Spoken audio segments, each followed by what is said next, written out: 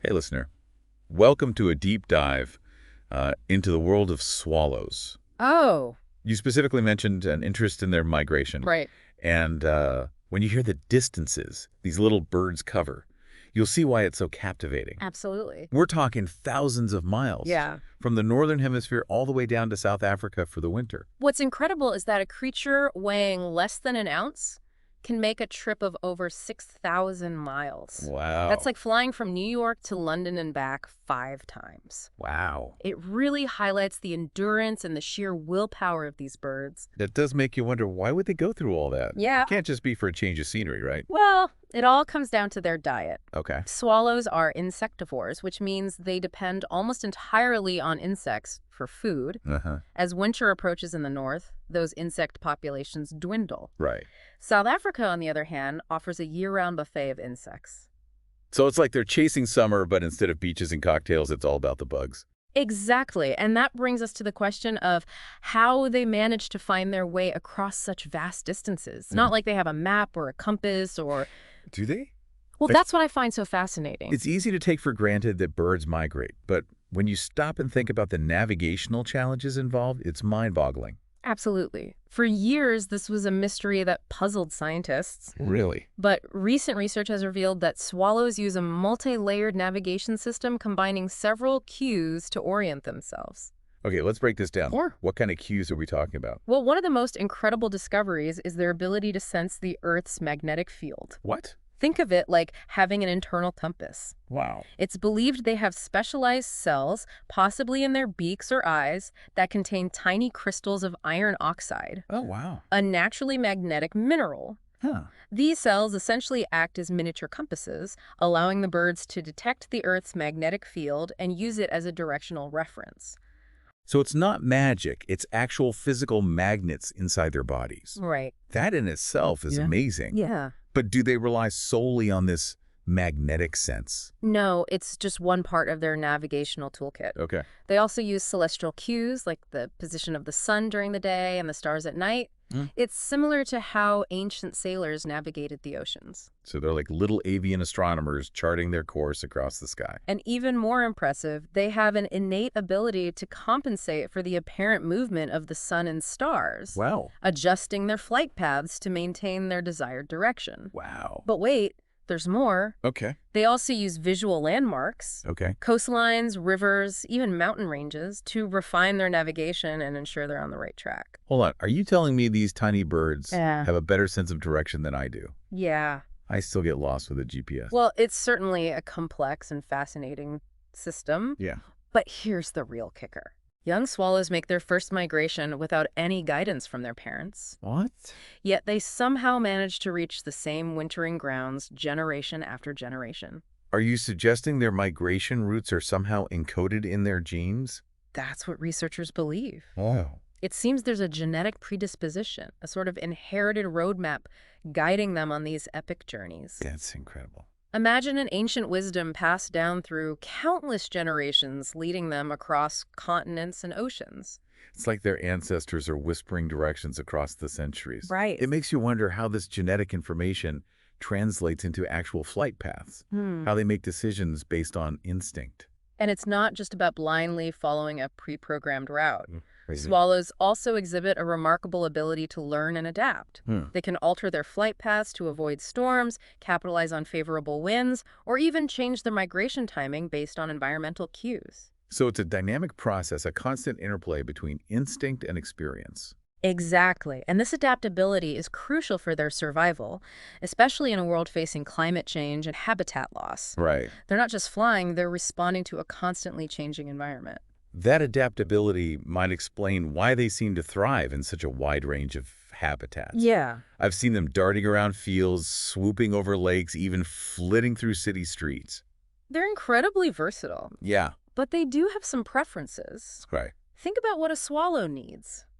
Open space for flying, access to water, and of course, plenty of flying insects to fuel those long journeys. Speaking of fuel, I've always been amazed by their aerial acrobatics. Right. It's like they're playing a high-speed game of tag with the insects. Their agility is a product of evolution, honed over millions of years to become expert aerial hunters. Wow. It's not just about speed, it's about precision, timing, and being able to predict the movement of their prey. That same agility comes into play when they build their nests. Yeah. I've always been fascinated by those little mud masterpieces. Right. What makes mud so special to them?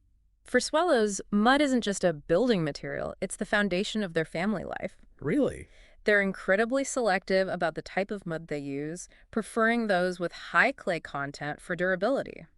It's as if they're little avian architects evaluating the structural integrity of their materials. Yeah.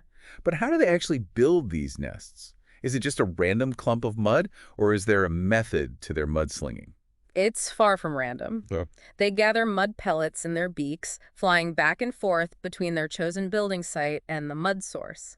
Then they mix that mud with saliva, creating a natural cement, and painstakingly build their nest layer by layer. It's a testament to their hard work and dedication, Right. building these secure little homes to protect their young. Yeah.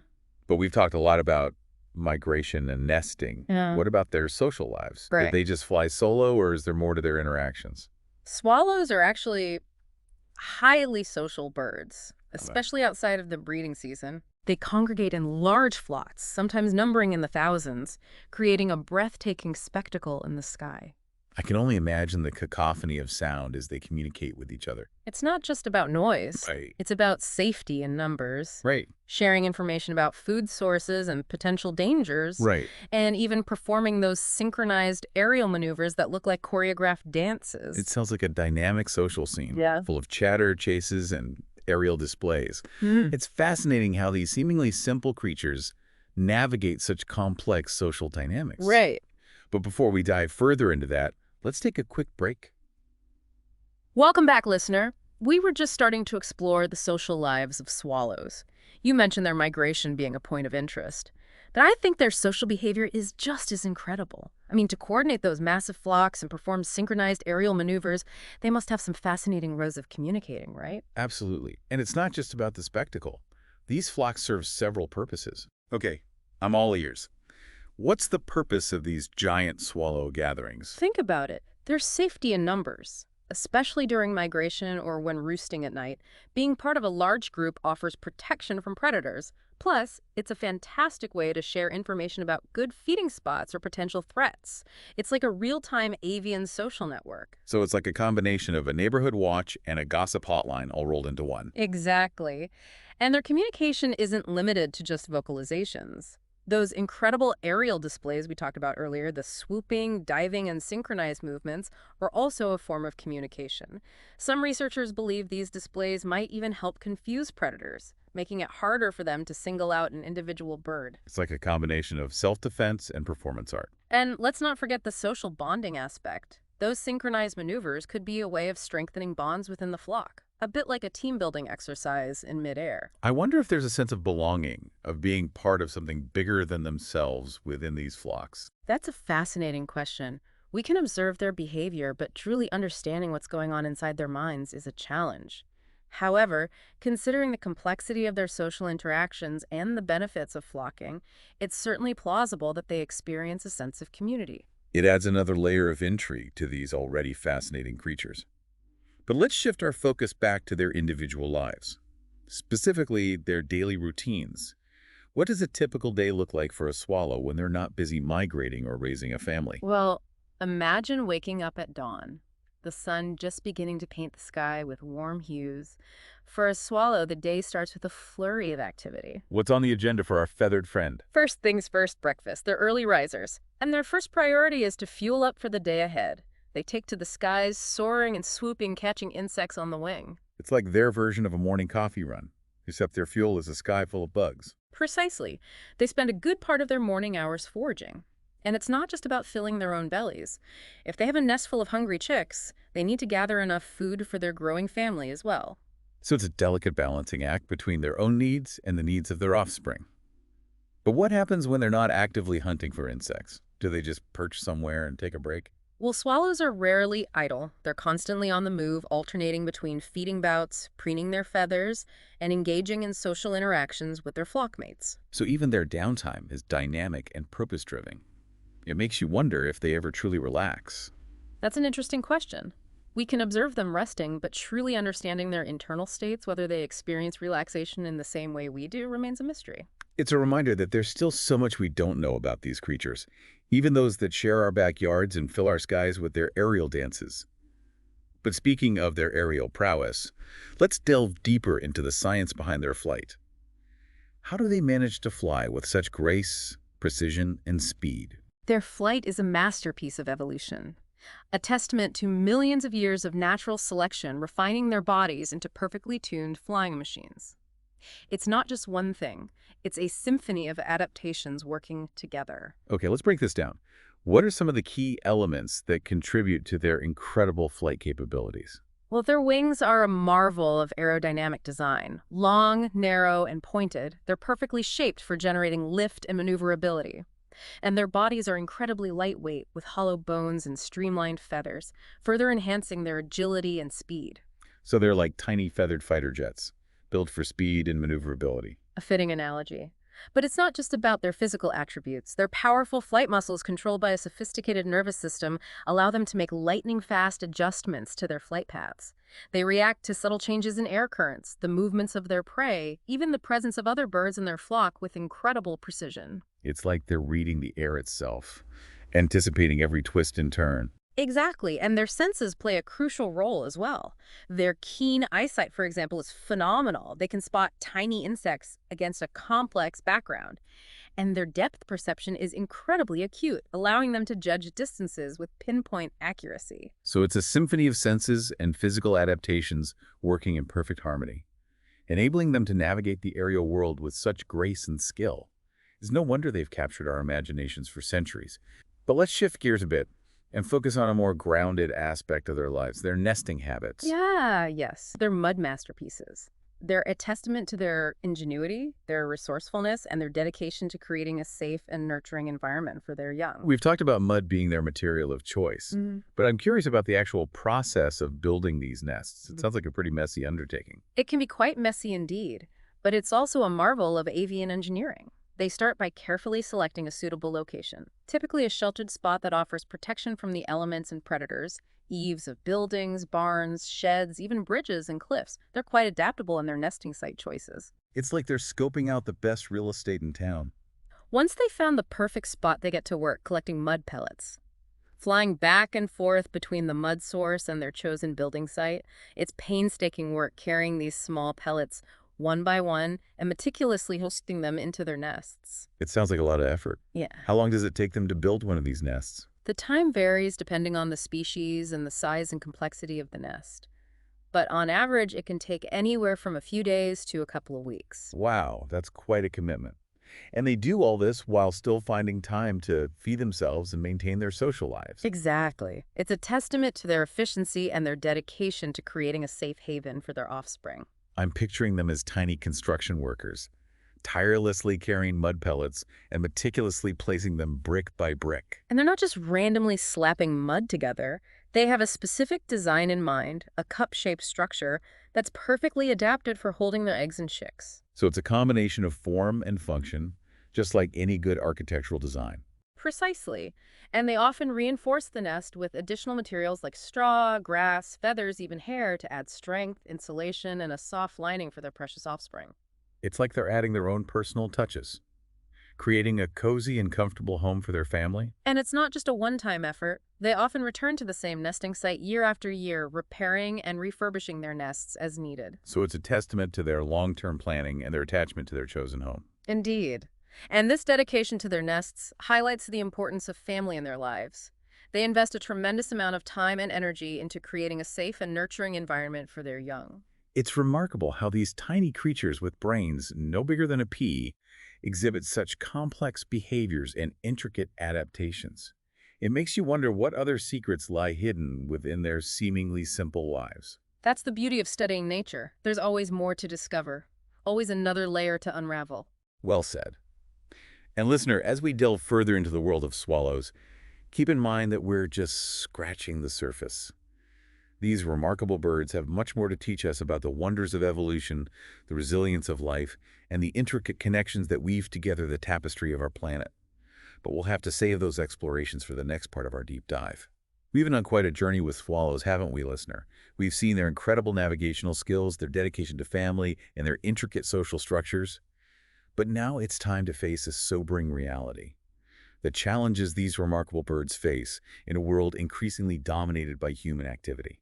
It's a critical part of understanding their story, because despite their adaptability and resilience, swallows are facing unprecedented pressures and their future is far from certain. Let's not shy away from it.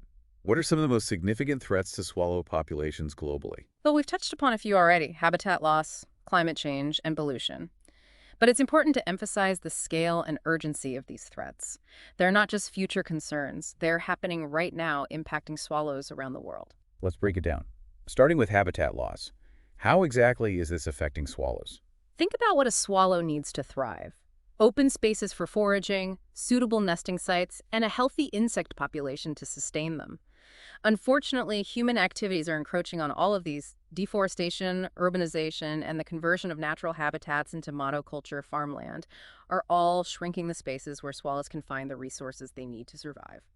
So it's not just about losing a few trees here and there. It's about fundamentally altering the landscape in ways that make it inhospitable for these birds. Exactly. As their habitats shrink and become fragmented, swallow populations become more isolated, which makes them more vulnerable to disease, genetic bottlenecks, and other threats. It's like taking a vibrant tapestry and slowly unraveling the threads, weakening the entire structure. And climate change is further complicating the situation, isn't it? Absolutely. Climate change is a threat multiplier, exacerbating existing challenges and creating new ones. Rising temperatures, shifting weather patterns, and increasingly frequent extreme weather events disrupt swallow migration patterns, affect the timing of their breeding cycles, and can even alter insect populations, impacting their food supply. It's as if we're throwing their finely tuned routines into disarray, forcing them to constantly adapt to unpredictable conditions. And then there's pollution. Another major threat that we often overlook: pesticide use, particularly in agricultural settings, decimates insect populations, depriving swallows of their primary food source and even poisoning them directly. Air pollution can damage their respiratory systems and affect their overall health. And light pollution can disorient them, disrupting their navigation and foraging patterns. It's a sobering reminder that even seemingly small actions can have ripple effects throughout the ecosystem, impacting creatures like swallows in ways we may not even realize. But it's not all doom and gloom, is it? What can we do to help mitigate these threats and ensure a brighter future for swallows? There's always hope, and there's a lot we can do both individually and collectively to make a difference. One of the most important things is to protect and restore their habitats. Supporting sustainable forestry practices, advocating for responsible urban planning that incorporates green spaces, and promoting organic farming methods can all help create a more swallow-friendly environment. So it's about making conscious choices that consider the needs of both humans and wildlife. Exactly. And we can also make a difference in our own backyards. Planting native plants that attract insects, providing a source of mud for nest building, even installing artificial nest boxes. These simple actions can transform your backyard into a haven for swallows. It's a reminder that even small actions can have a ripple effect. Absolutely. And we can also support organizations working on swallow conservation through donations or volunteer work. Raising awareness about the importance of swallows and the challenges they face is another crucial step. The more people understand and care about these birds, the more likely we are to take action to protect them. It's been an incredible journey, listener, exploring the world of swallows with you. We've seen their incredible migrations, their intricate social lives, and their vital role in the ecosystem. We've also learned about the threats they face and the ways we can help ensure their survival. And it's my hope that this deep dive has sparked a sense of wonder and a desire to learn more. These amazing birds are a testament to the beauty and resilience of nature, and they deserve our respect and protection. Beautifully said. As you go about your day, listener, take a moment to appreciate the swallows darting and swooping through the sky. Listen for their cheerful chatter, and remember that you've gained a glimpse into the extraordinary lives of these remarkable creatures. Until next time, keep exploring, stay curious, and never underestimate your power to make a